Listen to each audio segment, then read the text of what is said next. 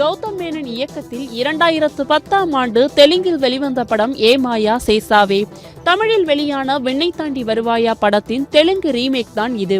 இப்படத்தில் சமந்தா, நாக சைத்தன்யா இருவரும் இணைந்து நடித்திருந்தனர்.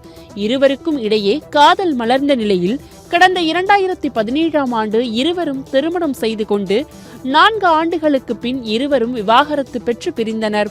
இதனிடையே ஏ மாயா சேசாவை படத்தை தற்போது ரீரிலீஸ் செய்ய படக்குழு முடிவு செய்துள்ளனர். வருகின்ற ஜூலை 18ஆம் தேதி இப்படம் ரீரிலீஸ் ஆகின்றது.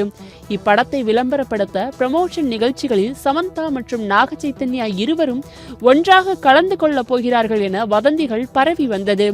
இப்படி இருக்க இந்த வதந்திகளுக்கு முற்றுப்புள்ளி வைக்கும் விதமாக சமந்தா பதில் கொடுத்துள்ளார்.